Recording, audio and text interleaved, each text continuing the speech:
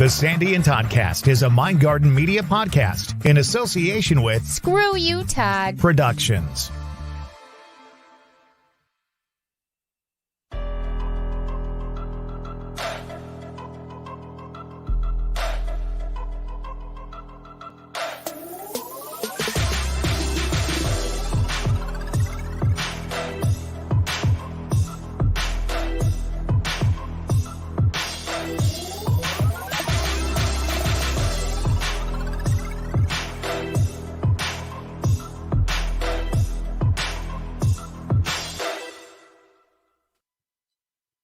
Sunday Okay, Funday. now stop. You're already What? dancing? I'm already dancing. Are you still hungover from last night? Like, are you still a little buzzed? Oh my God. I should not have done as much drinking as I did last night. I was excited. It was my first real get-together since COVID hit. And so I was just excited. It was Ron Zalaka's 50th birthday party. Not Shout out to Ron. Yeah, Ron. And I don't know who Ron is. I but know you that's don't. good. Yeah. But yeah. So it was his birthday party. There were like maybe 10 of us there, and there was some Fireball involved and some wine. I brought my wine that I like. No. And so, yeah. When you brought up the point that you guys were doing shots of cinnamon, back in the day, when I was a young man, the cinnamon thing that you would drink would be Goldschlager. Yes. So yes. let me tell you my Goldschlager story very quickly. Okay. I was working at a radio station that got sold. How many times you've been through that? Yep. And so we started drinking at 1 o'clock in the afternoon. And so the station was 107 and Goldschlager is 107 proof. Mm-hmm. So that was the drink of the night. Hi, Bella. Hi, Vicky. Hi there. And so we started at 1 o'clock in the afternoon. We closed the place at 2:30 in the morning. And I had alcohol poisoning. Oh my and I God. puked for like 4 days, just bile after bile after bile. And I said, well, I'll never do that again. So now cinnamon bothers me. And then I went out one time with air traffic controllers. I don't know how I got out with them, but they were in town for an event here where I live every year and drank really heavily that night. And I'm pretty sure I had alcohol poisoning from that as well. And then you said you'd never do that again. It was Jaeger bombs. So Jaeger and Red Bull cannot smell that, or I'll Ralph right on the spot. Oh my God. A Goldschlager. I remember I had a party one time. I was young, probably either very early 20s or very late teens. And I had so much Goldschlager. I literally laid on my back porch. It was like summer, the middle of summer. I laid on my back porch and I couldn't get up. I just couldn't move for I don't even know how long it was. I just couldn't. If anybody ever listens to this, I do have some of those old friends on Facebook. If they ever listen to it, they might remember that night. That was fun. I thought you were going to say you were laying on the back porch playing your banjo. That would have been a story. Oh, if I was playing the banjo, yeah, because I don't play the banjo. Singing Rainbow Connection, you know? Ding, ding, ding, I love that song. Me too. I love that song. Me too. So yeah, I'm not as hungover as I probably should be, but I've been up since about 3:30, 4 o'clock this morning because I can't sleep when I drink. So yeah, tummy issues, huh? Yeah, that's the story of my life. So anyways, I'm running on empty right now, Jackson Brown. But we have a really cool Sunday Funday coming up. We do, and we're going to talk about that in a minute. We also have our podcast, audio cast coming out this week, which is part 2 of our Tarot 101 with Sudie Crouch and Zeke Harris, both of them on the podcast today. So that'll be out here shortly. We hope you check that out because that's a good one. You can find that on any of your normal platforms, as well as our Facebook page, The Sandy and Toddcast. It will be up there each and every week with each new episode. So you can check that out. You can subscribe, and that way, every time we have a live video, a live cast, you will be notified that this stuff is out there. Absolutely. Let me ask you about the two people we're about to talk to, because they have, I don't know them as well as you do. And yet I feel like I've known them a long time because they're that kind of people, you know, in the paranormal research world, whatever. There are, I don't like to label people, but sometimes you have people that really think they're really something. And then you have people who are down to earth, who really care about the investigation and how it's handled and the people aspect of it. And that's the thought process I get with Damon and Sue. Yes. And they're very serious about it. But they enjoy it. it's something, it's a passion. They love it, but they're very serious about it and they take it seriously. And those are the kind of people that I like to work with because we're like-minded, and I don't treat it like a game. I don't treat it as a hobby. It's like, ooh, this fun little thing that I can do. To me, it's serious. Especially having abilities like Sue does. It's very important. And we were just talking in our group chat with Sue and Damon, I think last night or this morning, actually, about how it's so validating when you have abilities and they can be validated by the scientific equipment. So they're very like we are in that mindset. And they're just people that you really feel comfortable with right away. I would say they're kind of like Sandy and Todd, but probably cooler. What do you say? Yeah, probably a lot. Yeah, and it doesn't take much to get that far, but that's how I would kind of put them in that category. So, probably. All right. Well, Damon Jacobs, the founder and manager of the Adirondack Park Paranormal Society, or APS. They're based in the heart of Adirondack Park in New York State. APS is an organization that was created and founded with the purpose of paranormal research and investigation. Damon's been involved in the paranormal realm since 2008, and his team is comprised of investigators, researchers, and evidence reviewers. Now, Sue Goff is the co-assistant team manager for APS. She's been interested in the paranormal since she was a child. She actually has some stories that we can ask her about. Yes. She's intuitive, and she gets most of her information through her dreams. She's a fantastic... I was going to ask her that. Yeah. Yes. And that's her process. That's how she does it. And then she's also a fantastic researcher. So she takes the information she gets in her dreams and she uses that in her research to come up with sort of a whole story. And she is a total asset to the APS team. In her spare time, she likes to garden. She likes genealogy, NASCAR. My mother would love Sue. Outdoor activities and sci-fi, among other things. I've had the pleasure of working with both of them. Sue a couple of times. Damon just a few weeks ago at an investigation. And I'm so excited, along with you, to have them with us today. Damon and Sue from APS. There they are. Hello. Hi, guys. Hey, guys. Yay. Very nice. I'll give you like a golf clap.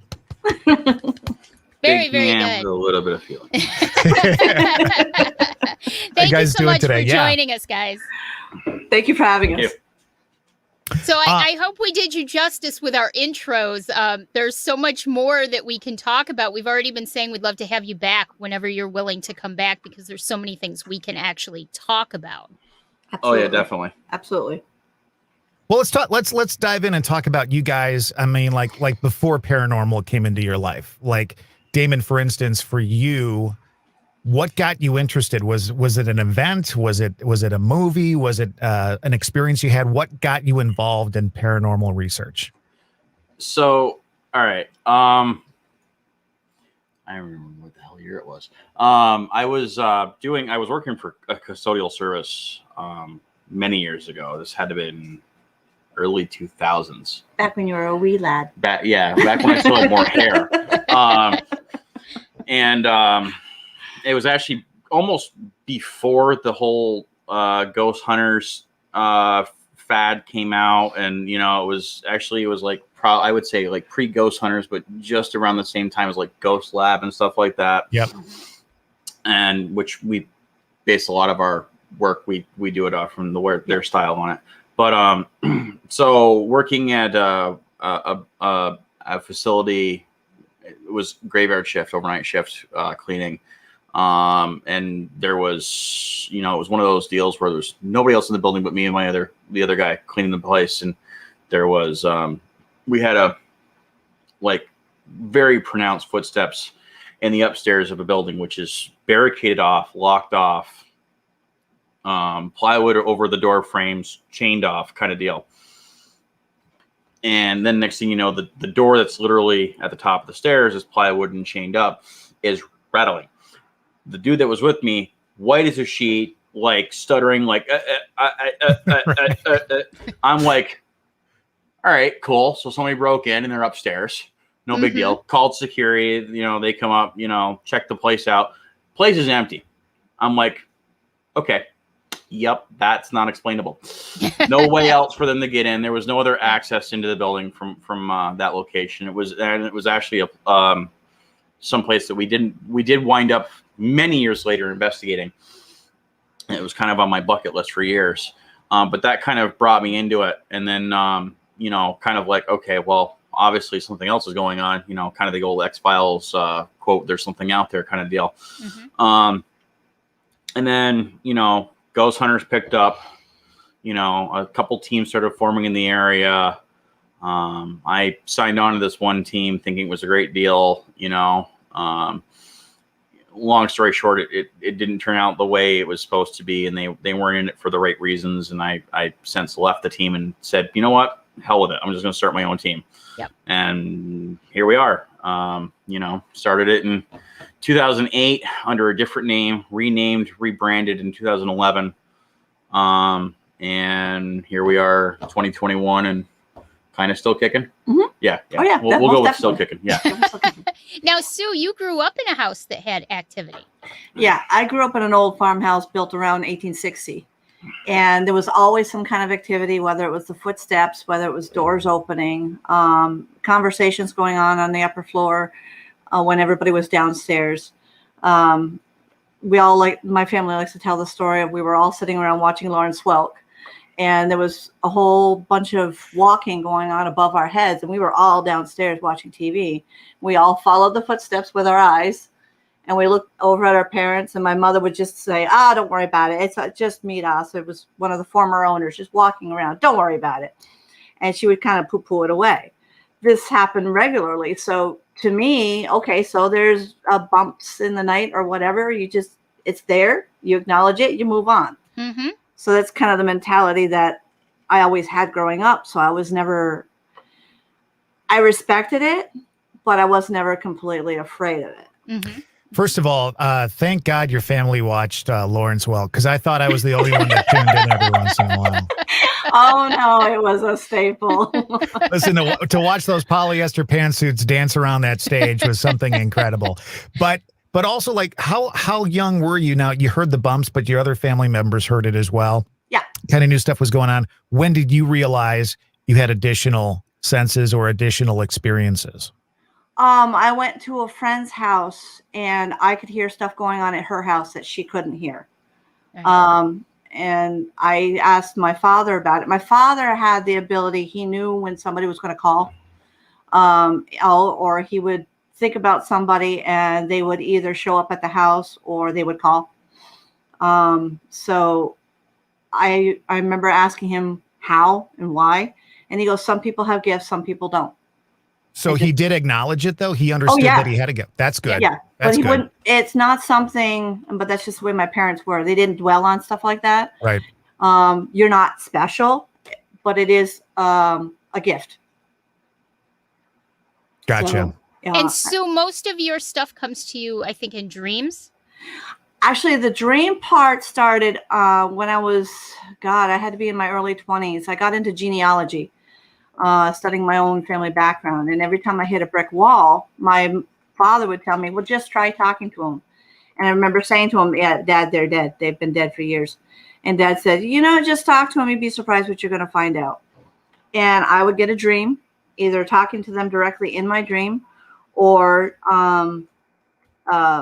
them talking to someone else and me standing like third person watching what was going on. Mm-hmm. And that would be that clue that I needed to get past the brick wall for genealogy. Well, then I met Damon through one of the investigations that his team was doing. And I had already known about the Hotel Saranac, but because I had worked there. But that's when I started researching and finding out that I could connect my dreams and my research together and get a bigger picture. Sure. Damon, obviously, you have respect for Sue, and it goes both ways. There are a lot Sometimes. of... Listen, man. There was that one time at an investigation. Todd, I think you're right. It is like Sandy and Todd. Yep, this could be a lot of trouble inside. What I wanted to ask you is and I don't understand this, but again, I believe everybody has their own thought processes and philosophies on this, and I try to be open to everybody's, belief system or what they're thinking, and at least listen to it and see how that coordinates with what my belief system is. There are some people who investigate who are just investigators, and it's got to be scientific. And they refuse to acknowledge the feelings, the interactions, the experiences that someone who has those abilities or is able to use those abilities, like Sue and like Sandy. What's your thought process? And obviously, you welcome it, but why do you think so many people question those things? They question it and they stray away from it because it's not the norm. Yes. It's their upbringing. It's how they were taught when they were children growing up. It's not the norm. So they run away from it. There's also a lot of fakers out there. Right. Yes. There's that. And this is one of the reasons why I don't try to put a name to what I do or what I have. Because again, there's a lot of fakers out there. Mm-hmm. And sometimes when I get this information, I don't tell them how I get the information. It just, have you tried this? Yeah. How did you know that? That's just a question. And that's one of the things, like when I first started the team, where I originally started in that particular town, village, whatever you want to call it, the team that I used to belong to, pretty much left a really bad taste in the entire town's mouth. In regards to paranormal investigation, in a really bad way. Took a haunted location, went as far as to calling in Sci-Fi Network. It was all over TV for forever and a day. It's been re-simulcast with different names over the years, different victims and witnesses, but the same exact people kind of deal. And the dude he made money off from it. Left, right, and sideways, which is not what this is about. It never, ever is what it's about. It's always about finding, getting the answers, trying to find closure for families, letting people tell their story, the spirits tell their stories. It's not about making a buck. And it was like this big, huge con job. In the village. So for us to even be able to have investigated the first building we were able to investigate in that area was a milestone and a half for the team. I mean, I started up in 2008 and it wasn't until 2014 when we got our first big gig, because it took that long to try and build the reputation and build a rapport that, hey, we're not out to make a quick buck and to screw you guys over, with a village-wide blessing to make all the ghosts disappear in the area kind of deal. It just doesn't work that way. I like that thought process a lot. And we've had a chance to talk about how we feel about things. You can have all the research in the world and you can have all the experiences from those who are sensitive and all that kind of stuff. But we don't have the answers 100%. We can tell you what we think is going on and what we've experienced and what might be going on. But when somebody says to me, that place has a demon in it, or that place, it's all evil, they want to hurt. I can't go there. I can say, seems like there might be something dark there. You may want to be careful, blah, blah, blah, blah, blah. But it's really hard for me to take somebody who makes a definitive statement as what's going on and take it 100%. So who's that? Who's that in the background? That would be my pain in the butt dog. What's your dog's name? Hang on. That would be Coda. Coda. We hear love it. dogs. Yeah, we love dogs. Yeah. So what we were talking about with where my upbringing and stuff came with that. I growing up, I went to church every Sunday. It was regular as clockwork. 10 o'clock in the morning, we were at Sunday service, Presbyterian service. Church was a merged church. It was Presbyterian and Methodist. Years ago, before I was ever born, they did a merge to consolidate the two churches in town.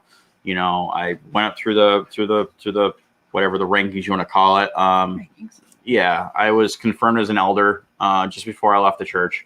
It just wasn't my way of thinking and my it's kind of like you, Sandy, with yes, there's a God. do I want to practice this way to say, yeah, okay, that's where we're at? Not so much. And like we experienced at the last investigation we were all on is certain religions don't exactly take kindly to what we do as a practice. Right. You know, so, you know, there's that part of it that I have the experience in with, you know, which is helpful. Actually, it was very helpful at that last investigation. Yes, it was. But there's also the, you know, I not like I want to be, you know, tooting my own horn, but, you know, or saying I'm a self-proclaimed empath, but yeah, I have empathic abilities. As opposed to Sue, where she loves just going and hanging out in the cemetery all damn day long. You won't find me there because my head just gets it's crowded. Okay. Me too. I will be traveling somewhere. I will take a 20-mile sidetrack. It's like we're looking in a freaking mirror. I know, right? I'm serious. I love cemeteries. And you know I'm an empath, but I kind of handle myself with them out of respect, and I never have issues. Your skill set to build that wall. Sure. You know, whereas like if we'll do an initial walkthrough in a location, like it's funny, like, and a couple of the newer members caught on to this. One of the last investigations before the one we all went on, Sandy, where literally like Sue will be walking with me, and then all of a sudden next thing you know, Sue's dropped back about 6 paces along with the rest of the team, and they're just watching me, seeing what I'm doing, because literally I'll stop at the top of the stairs or something like that, and I'll get that little, all right, something's going on here. And next thing I know, I might do one of these or something like that. And next thing you know, they're putting a tape X on the floor, and I'm still moving on. They're marking out hot spots for where they're going to come back later on that night. So you do have some sensitivities and some abilities. I do. Yeah. I haven't developed it to a major extent, but I guess I do. There was one point, and we'll get into the investigation in a little bit, but there was one point at the end of the night, Damon, when we were in the sanctuary and we were sitting kind of next to each other, and I looked over at you and I thought, he's in tune. He knows what's going on, because I knew what was going on too. So you kind of know. And we both, I kind of came to a conclusion of why it was kind of quiet in there. And I said it, and he's like, yeah, I agree with you. So I could feel that he had its intuitive abilities that night. I guess I can be as humble as Dennis, where I say I don't really know that I have this stuff, but I guess I do. Because that's about where I'm at. He's not humble. No. It's like looking in a mirror. Screw you, Sue.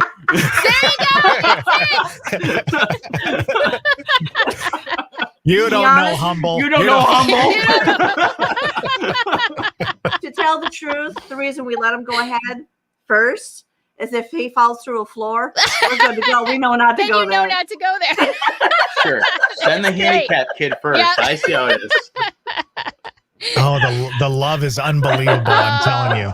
Yeah, you love to hate her. Let's talk a little bit about the group. Now, how many members do you have now? Oh, good Lord. I think we're at 16 now. Yeah. No. Yeah. No, 16? we just lost 2. Yeah, that's why we're at 16. Okay, 16. Yeah, we're at 15, 16-ish. So when you go on an investigation, you've got 16 folks. Are you all showing up? No. They're not all investigators. Yeah, no. We started out with everybody came on as an investigator. Okay, great, cool, whatever. Problem with that is you get everybody wants to be an investigator, but nobody wants to actually do the actual hard work. It's not as glorified as you see on Ghost Hunters. Right. Whereas it might be like we're talking about just before we came on the air. It's, you might have a 4 or 5 hour investigation. That's 3-4 weeks worth of reviewing footage and audio and photo, and not everybody wants to do that, nor do they have the attention span to do that. Yeah. So of the 16 people, I'd say there's probably a core of 4 or 5 of us that actually go and actually have boots on the ground in an investigation. Yeah. And the rest of them either do review, or they do research, or they do a combination of both. We have some consulting members, like Dennis, who we use and abuse to get fame and fortune. How's that working out for you, by the way? Not so much. I haven't seen a goddamn penny yet. He's a Scrooge. He is. He's a penny pincher, but hey, it's good company. But yeah, we have of the 16, not everybody is out boots on the ground. And of that 16, several of them are part of our sub team, we will call it Relic Seekers, which is a kind of something we've kind of developed over the last year or so. Yeah, let's talk about Relic Seekers. What exactly is that? Okay, so what was it, a year ago? Two pre-COVID. It's been 2 years. It's been one PC. We'll call it 1 year pre-COVID. It was one of the investigations. Was it Heaven Hill or was it Stagecoach? Pre-Stagecoach. So it was Heaven Hill. It had to be Heaven Hill because Stagecoach, we already had our gear. Yeah. So we did an investigation in Lake Placid, a place called Heaven Hill Farm. We can't really go into details about that because the management, it's a revolving board, and they since changed hands. So we're not allowed to disclose what we were able to disclose even 2 years ago. So we did an investigation up there. It does have links to and ties to John Brown Farm, Underground Railroad, you name it, it's happened. Mm-hmm. It's in Lake Placid. It's a thing. Right. So during the investigation, we were realizing we were getting a lot of weird reactions on the equipment that we couldn't explain, which correlated with and feedback on some of the recorders. Yeah, and feedback on some of the recorders, which correlated with even one of our members was a hell of a dowsing rod expert. And he was getting hits left, right, and sideways out in the area where we were having the same issues. So I did a little research, and I think there's only like maybe one other team that actually uses metal detectors in their research or their work in paranormal investigation. And it's like they only used it for trying to find underground conduits and electrical lines and pipes and stuff like that, because that can affect your EMF readings, that can affect your dowsing rods, your K2s, all that fun stuff. Underground so I was like, water. Exactly, underground water. So I was like, all right, cool. Well, we'll get one just so we can kind of mark out where there might be underground power lines, stuff like that. So we at least know when we walk over X area, we're not getting a 7.8 spike on the K2 and going, okay, this might be something. Right. We'll come to find out it's just buried cable. Yeah. So we always do a baseline walkthrough before we ever start an investigation to begin with. So of that, I got the machine, I started working with it, and then I got onto a few metal detecting groups on Facebook, and I noticed somebody had popped up a post, and they had this, they had done some metal detecting around their property or something like that, and they found this medallion kind of buried out on was it the northwest corner of a building? Something like that. No, it was a specific corner or specific side of the building. I feel like it was the northwest corner of the property. And in looking at it, and I talked to one of our former members who is very huge in Wicca and other types of stuff like that and protection spells, and they're like, yeah, this is a protection talisman. They should never have dug it up or at least put it back where they found it, afterwards. And then we started thinking, okay, well, in my years of watching cable network TV and all those fun paranormal shows, I watched a show called Haunted Collector, which is, a lot of, you get energy that's residual. It's tied to artifacts. Yep. Yes. So in my thinking, I'm like, okay, so what happens if there's an artifact that some Joe Schmo down the road decided they were going to bury in their property 100 plus years ago, that might possibly have something attached to it that may still be causing A, B, and C. We can't pinpoint it in the damn house, but it might be somewhere on the property. Yeah. Right. So that's when we started expanding out to, okay, well, we're going to use metal detectors with our paranormal research in order to maybe possibly expand our services, our toolkit and our services, and find out if maybe X, Y, and Z might be a cause of the situation, and then like everything else, you get the snowball effect. That little bit of little snowflake rolling down the hill turns to a big one, and it's like, okay, well, if we're already out here doing A, B, and C, checking out for possible relics that might possibly be have residual energy, stuff like that, why don't we just add another community service to our repertoire, and started saying, okay, well, we have no problem doing property research, because you give Sue a bone when it comes to a property, and she'll come out with a 3-inch 3-ring binder in Oh, 2 nights of, oh, by the way, there's this, like Heaven Hill, for instance.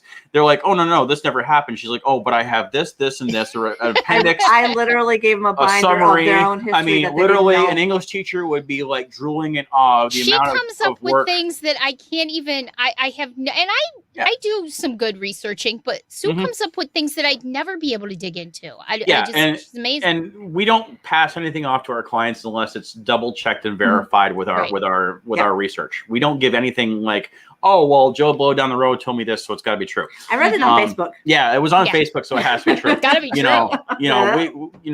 And so we're like, all right, well, if we're already doing this massive deep dive on the property, on the graves research, on the genealogy research, why don't we go a step further and start doing, and adding a service to the community of looking for relics, doing more deep dive on the properties, not paranormal per se, but just doing the other end of it, just, looking for, possible family heirlooms and stuff like that to help out the client, as far as even, okay, somebody lost their wedding band a year ago in such and such location. We'll come out and see what we can do to help you, something like that, which then evolved into, okay, well, if we're already doing this, well, we're not that far away from assisting with law enforcement for doing evidence recovery and helping them out there, which a lot of metal detecting teams do, and then magnet fishing scene came into the world. So now we have, we've added to our inventory with magnet fishing gear. I didn't know you guys have that. That's pretty cool. Yeah. Too. Oh yeah. We're seriously adding on to the inventory. In fact, we just purchased an underwater camera that can go on a pole that can go down like 50 feet, and we can check wells, cellar holes, ravines. We have a certified scuba diver on the team. I do snorkeling. So, we've literally expanded to this whole deal, which is ever evolving, and now we're on a resource list with another group that is popular on Facebook called Adventures with Purpose. They work a lot of missing persons cases that involves underwater, possibly vehicles in the water, stuff like that. They're a bunch of technical divers. So we've actually got ourselves on their resource database in case they're ever in our area. They can use us for resources in regards to property research, area research, location, an extra diver, equipment, you name it. So we've kind of gone from, okay, a 4-member team going out and, okay, let's be like, Jason Haas from TAPS to, okay, now we're doing something that no other paranormal team that I'm aware of, at least in our area, has ever done before or is doing. Yeah. And that whole story there just lends itself to my comment earlier about these teams. And again, I'm not trying to put anybody down, but teams that come in, they've got a REM pod, they've got a K2 and a recorder and some sort of spirit box.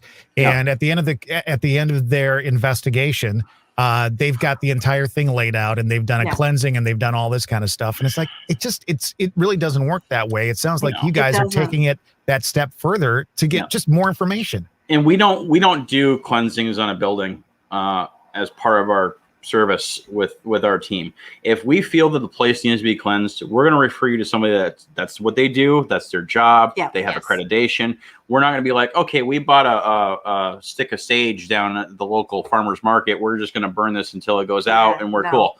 No, it doesn't happen like that. If it's not done right, it's going to backfire on the client anyways. We don't want that. Right. Part of what we do is educate. Yeah.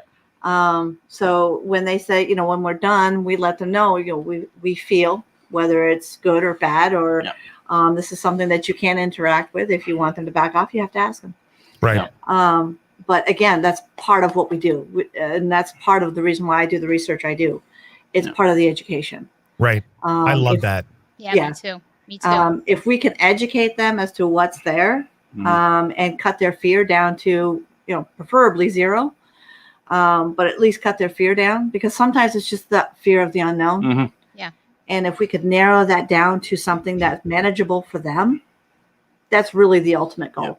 Yeah. And you get a lot of that with for instance, where we started in Saranac Lake, a lot of the business owners there, it's the area is, it's almost similar, Sandy, to being in Utica or Old Forge. It's a lot of old money. Yeah. It's a lot of old ways. That stuff is hoodoo voodoo. We can't have it. It's bad for business. Well, sorry to tell you, it's actually your business is going to boom if you're on, like, for instance, Hotel Saranac. They're trying to get on the haunted hotel registry. Yeah. Their business will skyrocket with no problem whatsoever, once they're on that registry, because you're going to get every single paranormal junkie from the lower 48 trying to go over there to hang out and, catch, A, B, and C from room whatever on their EVP machine at 2 o'clock in the morning. Oh God. Yeah. Yeah. If you don't get anything there, you're not doing it right. So walking through. Yeah. I mean, if it doesn't smack you in the face when you walk in the door, it's not for you. I'd like to segue at some point here. We got some investigation stuff to talk about. Oh, but I've got one more question I wanted to ask you, and it really is about the energy of the team. Because I'm a firm believer that the people who are investigating, who are part of the group, and in your case, you've got an extended family of people that you work with. I think that energy and that interaction is so important to the investigations, whether they're out, doing research outside the building or whatever. I still think that all plays a part. Do you agree with that? Absolutely. Oh, definitely. And Sandy can attest to it. She watched us, in action a couple weekends ago. And, even the newer members, when you were interacting with Sarah and Brett, even those guys, they've only been on the team for less than a year. Yeah. And, we're already jiving. We know each other's movements. We can click. We can get set up and torn down relatively quickly. So and that's the thing it's not cut out for everybody. And that's fine. I mean, then we tell people that when they come for an interview, look, this isn't for everybody. And that's why we put them on probation. Yeah, we give them a little probation period. If no questions asked, you want to bail out tomorrow because this isn't got the heebie-jeebies. See you, bye. No big deal. No sweat off our backs. On the same token, you need to understand that we have a reputation to uphold. Yeah. We've investigated several registered historical landmarks. We have a very high-end clientele we've dealt with and still deal with on a regular basis. Integrity is huge. Yes, first and foremost. And we've let people go for integrity issues. It's in a zero tolerance policy we have in our handbook. If you at any point in time, and if there's a hint of you falsifying your whatever, see you bye. We can't deal with that. That's not, especially with the clients we have, some of the businesses we've dealt with and still deal with on a regular basis. We can't have integrity issues.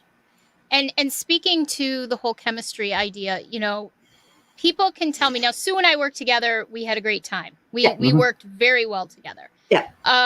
And so I already knew Sue, but I didn't know anybody else on the team. And Dennis or anybody else could tell me a million times, everybody's great and it'll be great to work with them. But until you actually are in that situation of meeting everybody, seeing how your personalities jive, seeing how their personalities jive with each other and how you fit into it, you just don't know. And one thing that was really, really cool for me was it was like instantly, we all had dinner beforehand. We all just instantly liked each other. I got good feelings about everybody. There was great chemistry between Dave and Dennis and I with the team and within the team itself. And so that lends, again, to a great investigation because everybody knows how to work together well. And I love that. It's great. And I saw that when I went down to Sylvan Beach with you guys. Yes. Again, I was coming in as the outsider. And we walked in, we did what we had to do, and we got some good stuff there. Yeah, we did. We sure did get some really good stuff. I was very happy when we left. And the thing with that too is, if you don't have a good team that knows how each of us work and how we click, it lends yourself to some dangerous scenarios. One of the investigations that Dennis helped us out with at an old sanatorium. I mean, if we weren't like on the spot with knowing how each other's normal actions are and reactions, it could have went to a really bad outcome. It could have got ugly quickly. It could have got really bad really quick. And I've seen scenarios in the news even where I've seen teams go in, just a 2-person team or, whatever. And, they'll split up. And next thing you know, person A is, attacking person B with an axe because they got possessed. And, next thing you know, it's on the headlines of, ghost hunting team goes rogue, blah, blah, blah, blah, blah. You don't need that kind of stuff. That's Right. that's some bad PR and some bad stuff going on. Right. So. Well, let's dig into this investigation. Yes. That's the church you guys were at, right? Yes. Yep. Yes. Yep. Yes. That was the Russia Union Church. It Yes. was circa, I believe, 1818. Yep. Guys. Yes. And it has a great history. If one of you guys, if both of you want to talk a little bit about the history of the church itself, it's amazing. The church itself was actually built by multi-denominational townsfolk. As they were settling the town, they realized they didn't have a place to congregate, a place to celebrate their religion, and that was very important, especially in those times. There was no place for the weddings. Actually, weddings most of the time were held in people's homes at that point.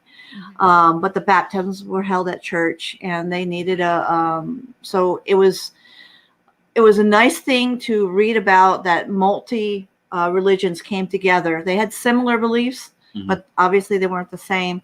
But they came together to build the church. It took 2 years to get it there, and then once the church was built, they also 2 years later they built a schoolhouse right next to it. It's ironic because I'm not sure in today's world that two different churches, even if they were similar, would ever work together for an outcome like that. Right. You know? Yeah, I don't think so. And the denominations that were there in looking through the history and in my background with what I've gone through and learned through the Presbyterian churches, the denominations, though they were different, say Protestant, Methodist, whatever, they're all of what would be considered the Puritan denominations. So it was very like similar to that, they're very on the same page, following the studies of like Martin Luther and stuff like that. Very, Old Testament fire brimstone type religions. Yes. And we experienced some of that while we were out over at the Russia Union Church that evening. You know the old 1800 pictures that you see of the old Quakers, where they had the collars kind of tucked in, and then they had the vestment that came down this way. And they were all, the black vestment itself. Yep. That was the type of ministers that they had. Gotcha. Actually, that was actually one of my visions, which is so interesting because that was one of mine. And it was funny that I was picking up beforehand too, like Sue does. I always pick up before an investigation. I start picking things up, sometimes a couple weeks out, sometimes just a few days out, but I start to pick things up. And as a matter of fact, at dinner, I looked at Sue and I said, Sue, in your research, did the name Jeremiah come to you at any point in time? And Sue kind of got a smirk on her face and she said, why, yes, it did. So Sue's pretty much our litmus test on that. Some people have a Geiger counter. We have a Sue. If we're close on to the right thing that might be possible, you'll see her over there with that shitty grin on her face, doing a little chuckle. And yep, we're on the right track. Well, we both just said today, and we've said it before too, that there's nothing like getting that validation. Yeah. That what you're feeling, what you're thinking, what you're seeing, what is actually possible. I was asked one time, if you have all these gifts, why do you need the equipment? And I said, okay. You got to back it up somehow for the client. Exactly. I said, if I come to a client and say, hey, I had a dream. Exactly. Hey, I had this conversation with somebody in my dream. Yeah. Yeah, they're going to send me off to the loony bin. Hang on, let me get you a jacket that helps you hug yourself. Exactly. Right. But if I can say, okay, this was in my dream, and I put that as my personal experience prior to the investigation, and then we have the investigation, and I can say, look, these are the names I came up with. This is the situations I came up with. Hey, look, in our investigation, we heard this name, and this name. And we can't make this stuff up. Everything just melds, and when it melds, I'm a happy camper. And the way we work on our investigations is Sue has a few people that she relies on to do the research part before the investigation, whether it be a month beforehand, a week beforehand, several months beforehand. I mean, I think AMA was AMA was a good 5 months or a good half a year worth of research. Because the investigation he's talking about was such a large location. That's when we started saying, I said, I can't do it all. There's so many avenues that we could take on this one. So I literally assigned, okay, you're going to take this part. You're going to take this part. I'm still doing my own research. And then they bring it to me, and then we discuss it together. And but the investigators that are on the ground, except for maybe Sue, Right. nobody has a damn clue what's going on, Right. what the place is about, anything like that. In fact, we don't I share any of that actually get information. adamant of, look, I don't want to hear about it. I will walk away from a meeting if they're talking about an investigation coming up, because I don't want to hear about it, because then it's going to cloud my vision and cloud my everything when I'm walking into the church. I don't want, or we don't want, I should say, our investigators to come in with blinders on. Because yes, my research shows this, but sometimes there's that much going on. Right. And that was the issue at like Hotel Saranac. The first round when we did it in 2014, which is our first big gig, we knew room this was this, and this was this, and this was this, and where do we set up our cameras? In room this, hallway this, area this. Whereas it's a 100-room hotel with 6 floors, and we missed 75% of the building because we were focused on A, B, C, and D. Yeah. Right. Yeah. I had done interviews the first with a couple of the people that I knew that used to work there, and one of the guys didn't get back to me till afterwards, and ironically that was one of the rooms that we had an encounter in, but it wasn't on my list, it wasn't on anybody's list, and we were literally closing down. We always do a walkthrough before we start taking the equipment down, that final walkthrough, and that's when we had the encounter in that room. And I didn't understand it because I never had an issue when I worked there in that particular room. But found out, like I said, when I spoke to the gentleman that was bartender there, and he goes, "Oh yeah, this is what happened. This is who was there." And every investigation is a learning curve for us and a learning phase for us, because we build off from every investigation to make the next investigation better. Yeah. Now, I with you, like, I do not want to know what's going on. Right. I don't want to know anything ahead of time. I'll get, I have a basic idea. I know the church was one of my personal bucket list type of investigations because I had heard some things. Not a lot, though. But I personally don't want to know anything until I've at least walked through once, got my initial feelings and impressions on it, and then I'll ask you questions, or you can tell me what you need to tell me so that I know. Or I did for you on Dennis's house. Yes, exactly. I actually felt bad for the historian that was giving us the walkthrough earlier in the week before on the church. So I'm trying to zone her out because I didn't want to hear. She was giving me so much information. Yeah. I'm like, Did you notice I drew her away? Yeah, that's just not what I want to do because I feel like I will be tainted and I don't want to be. And so far, I've been really good with what I come up with. If you know that information, it's natural instinct to zone. Yeah, it is. And to put your blinders on. And you really have to be open. And like I said, when I get these dreams, I don't know where they're coming from. I don't know why one person picks me to talk to and not the rest of them. I don't know how it works. Because you're a shit magnet. Let's just call it what it is. Thank you. Yep. Okay. All right, so let's show some pictures of inside the church. I do have some. Dave took some pictures. I took a few pictures of inside the church. Let's talk a little bit about the actual. There's an upper floor and the lower floor. The lower floor is comprised of sort of that front hallway, and then that's the second floor. Yep. And the sanctuary is down on the first. Yep. And we'll get to the sanctuary in a second, but the second floor was where a lot of stuff was going on. It's where everything went down. If you were to ask anybody who was there, I would say the majority of the action happened up on second floor. And actually, in that picture, originally there was no center part because it was where the choral group would go up and sing. It was a so you had 120 what's on the left, loft. and you had see where that pole is. Anything beyond that pole to the right. And what was really very interesting about that, Todd, is that most of the activity on the second floor occurred in that horseshoe pattern. Yeah. Sure.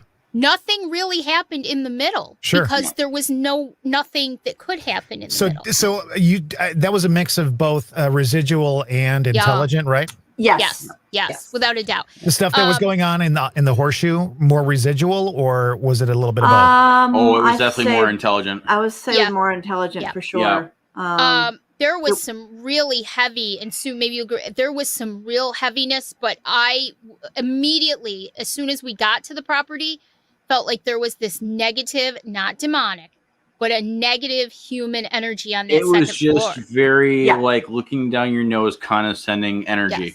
Yes. And that You picture is don't belong actually here. exactly Nasty. Yeah. And that picture actually that's up right now, that's actually a small, like, under the stairs closet on the first floor.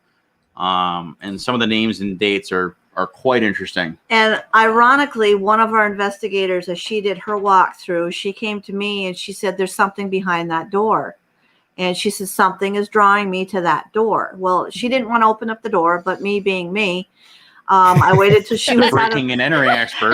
Why not? I waited till she was out of the building and I opened the door. Sue has a lock-picking kit in her back pocket. No, come on, it's not my fault. I wasn't alone. She also had a dream a week beforehand Yeah. that she thought it was an altar boy. Based on her description, I'm going to say, based on the congregations that were there and the denominations that were there, it was more of an acolyte. Your typical, like, stereotypical child in the full robe with the white overrobe over top of it, type of like altar server, or With part of the processional for the clergy. Yeah.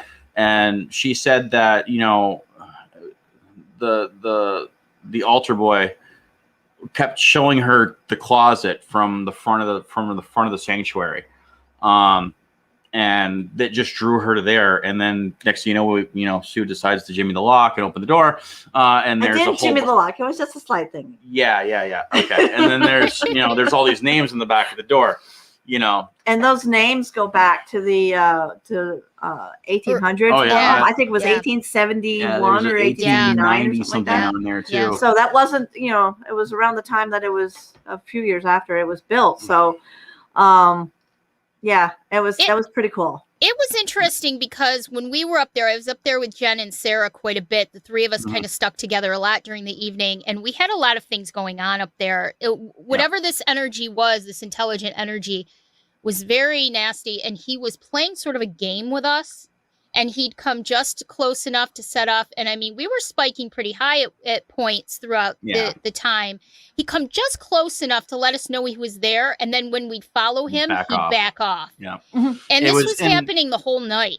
And you got to understand, in those days, with those particular denominations, if you weren't male, you were down on the bottom. Right. You weren't. It was, again, that down your nose, condescending energy. It was all night long. Yeah. And I think it really, exactly. I was waiting for it.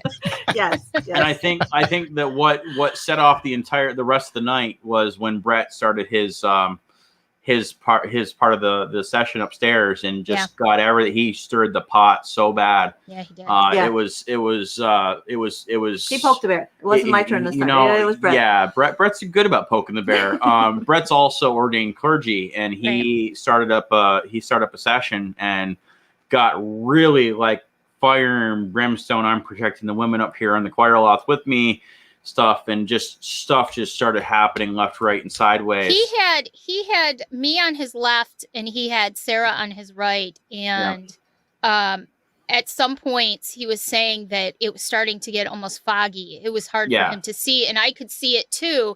And I had to keep looking to the left to kind of clear my vision a little bit, because you could definitely tell, and I could feel at one point it came right up on me, and I could feel it right in my face, I'm that condescending. What the full spectrum camera and the SLS is going to show, because I had those both trained on you guys the entire night during that session. So I'm really curious what those are going to show. And then we had the that big session upstairs on the second floor, and we were all kind of scattered throughout the whole section. That mist that you talk about, that was happening upstairs too. Yeah. And then when something like that comes close to me, I get nauseously ill. Yep. Yeah.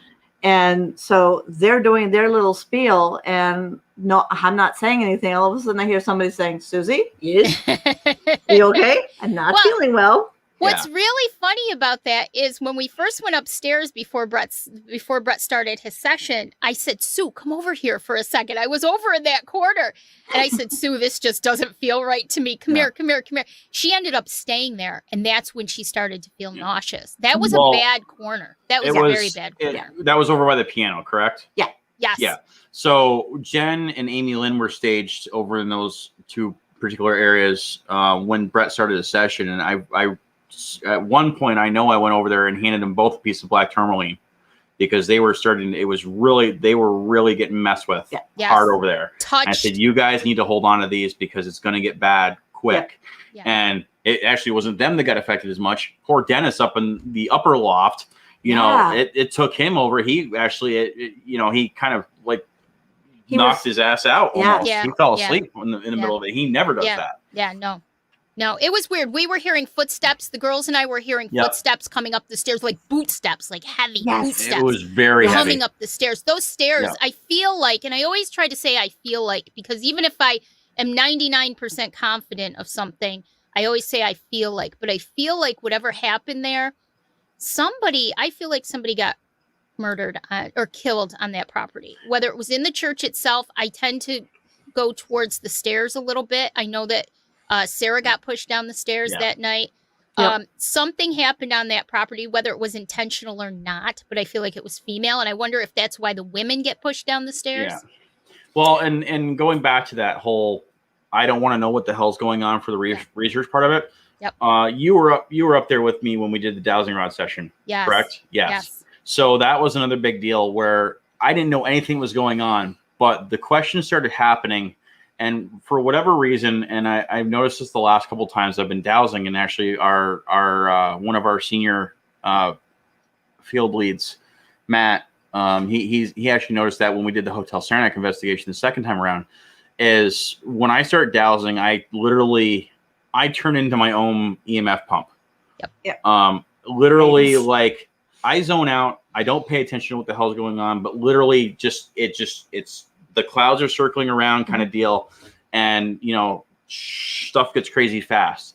And I'm sitting there, doing the dowsing rod session, and again, if I don't know what's going on and we're doing the dowsing session, then there's no area for doubt with the client saying, okay, well, you already knew this, so you're answering in an affirmative or the negative. Again. Yeah. So, they're asking questions, and for whatever reason, these questions are coming to me going, okay, did something happen to a female here? Were you the one that did it? Next thing you know, my dowsing rods are getting drawn over to that cloak closet or wherever it was up on the top there. Yes. And, we started leading the investigation that way with, okay, did it happen in there? Do you regret what happened? There was definitely more than one entity upstairs. Yeah, without and there was definitely a battle at odds between said entities upstairs. Yeah. And it was very prevalent with all night long with the stuff going on up there. It was there was a battle of odds. At the top of the stairs where you can turn to go up to the steeple area. Yeah. There was that cloth that was hanging there behind the door. Yeah. I saw that in one of my dreams. It was a veil, and there was a woman behind. I'm just validating what you already said. Yep. But there was a woman behind it, and she would not come out. At one point, I think it was Sarah and Amy Lynn and I were standing at the top of the stairs, and we tried to draw her out. Yep. But she would not come out. She was too afraid. And what's interesting is I had my Mel meter in that spot, and it spiked very high. It spiked very, very high at that point, right at the top of the stairs. So it all kind of fits in together. Let's just talk really quick about the sanctuary itself, because at the end of the night, we split into two teams. Mm-hmm. A few of us went upstairs, and then Damon and Dennis and Dave and I, and I'm trying to think of who was still with us, Amy Lynn maybe, down in Sarah in the bottom in the sanctuary, and we did a little bit of a spirit Sarah, box not session. Amy Lynn. Amy Lynn was with the girl upstairs. Okay. All right. Yep. And then, so what was interesting, though, is that the sanctuary felt completely different. Yes. It was very calm. The rest of, yes. Very quiet. I couldn't feel much energy in there at all. It was weird between the two floors. The second floor was it was very high tension energy, very angry, not dark or evil, but angry energy. Yeah. Downstairs is very calm, comforting. Almost that warm hug. Yes. Type of energy. And this was my conclusion. And you guys, before we start to wrap up, you guys tell me what you think about it. My conclusion is that dark or that negative energy, I think he can walk the property, but I don't think he can get in that sanctuary. I just don't feel like he's able to get in there because he just can't. He couldn't follow us. And I think it's the combination of the religions that were there. Yeah. Plus, and I've come to this theory several times with other investigations we've been on, the train station, for instance. When there's a change to the architecture, yes, some people will follow the same path they're familiar with when they were alive in said building. So you had the horseshoe for the choir loft. Right. That center opening was, it's boarded over now. They know they can't go down there. The stairwell has shifted slightly. They changed the entrances in the sanctuary. The sanctuary was only a single door in the center instead of two doors on the side. So that configuration has changed since it was originally built. So they're following the original floor plan. I feel like there was a meme on Facebook years ago about, why do ghosts go through walls? Because there might have been a door there, in a different building or a different life. Right. That same concept. So I feel like between the religions that were there and the floor plan change, I think that's why. And I think you and I and Sarah, when we did that session upstairs, I feel like we kind of devised that it might have been the choir director that caused the harm in the first place. I think so. The choir loft is his home, not downstairs. Right. Choir members are belong upstairs in the loft. So that's probably why. Yeah. As I'm sitting here listening to all these stories, I'm going, it was the choir director. It's that guy right there, Yeah. Can't trust them choir directors. No, of course not. No. But it does. It makes playing those organs all the time. You know what I'm saying? Yeah. Will this investigation eventually, will any of the evidence or anything actually be put out there for people to read, see, experience? Yeah, actually, that's up to the church. That's up to the church. I know the church has welcomed it before when Dennis's old team hit the place a few years ago. I know this was supposed to be part of one of Dennis's new books. I believe it's going Haunted Central New York. Yes. So it will be in his new book when it comes out. We never got a confidentiality agreement saying do not disclose. Right. So once we finish our review and we get our report and our review done with the board, we'll probably put it up on our excellent, past and present tab on our website and probably on our Facebook page as well. And maybe if you guys want to come back, we'd love to have you back a million times. So we have so many other things we haven't talked about yet. But if you'd like to come back, maybe we can go over some of it then too. Oh, sure, definitely. Absolutely. Yeah. Awesome. Absolutely. All right. We were going to do you still want to do your little feature? Oh yeah, let's do. I have we have this new little feature that we're doing now, and it's called Sandy 6. And we tried not to tell our guests about it because we want to do a little bit of a rapid fire with you guys, just to get to know you a little better, okay? Yep. So I have 6 questions I'm going to ask you really quick. Just give me the first thing that pops into your head, okay? All right, now hold on a sec, because I have it all ready to go. All right, go. All right, texting or talking? Talking. Wow. I know. I'm kind of surprised by that. That is not very Todd or Sandy. I know. Okay. No, that's different. Favorite day of the week? Saturday. Sunday. Favorite holiday? Christmas. Halloween. Halloween, yes. Too. Yes. On a scale of 1 to 10, this should be good. How good of a driver are you? No comment. We won't talk about telephone poles. There might be some legal action out there yet from what I hear. All right, moving on. Cake or pie? Pie. Ooh. All right, the last question, Sandy 6. If you were really hungry, would you eat a bug? Hard pass. No. But she had to I know. Listen, if I were really hungry, I would probably go for one. I probably would. I wouldn't chew it. I just kind of throw it down there and Yes, there you go. Hold your nose and wish you the best of luck. Well, thank you guys so much for joining us today, Sue Goff and Damon Jacobs from Adirondack Park Paranormal Society. And we love to have you guys back. It would Absolutely. be great. Oh, definitely. Such a good time. It's like Todd and Sandy mirrored. No.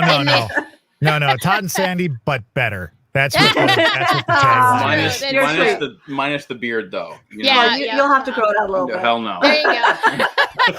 All right, guys, hang on for us. Don't go anywhere, okay? Thanks. Okay. Thanks. Well, that was fun. That was a lot of fun. Great people. I love them. That church sounds pretty wild. We didn't get done until after 3:00 in the morning, and I was so drained. Not tired. I was just so drained because there's so much energy there.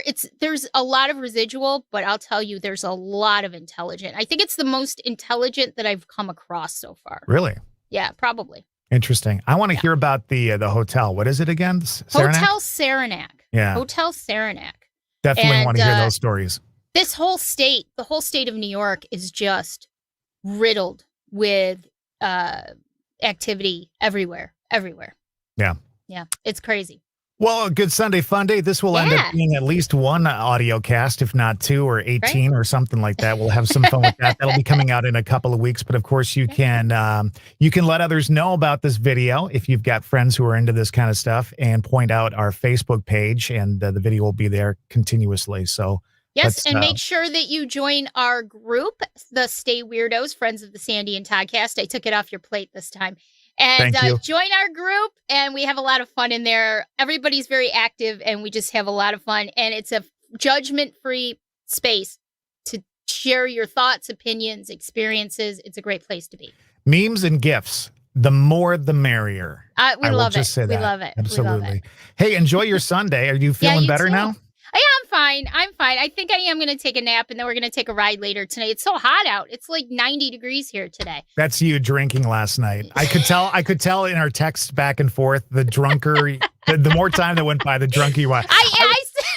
I was watching game shows last night. I'm just sending her clips of it. She's like, "Oh, that's my favorite game show." And then at the end of the night, at like midnight, I said, "I have a question." After we said goodnight, I said, "I have a question," and you're like, "What?" And I said, "I forgot. Good night, goodbye." And then you're like, "Drunk." LOL. Drunk. Absolutely.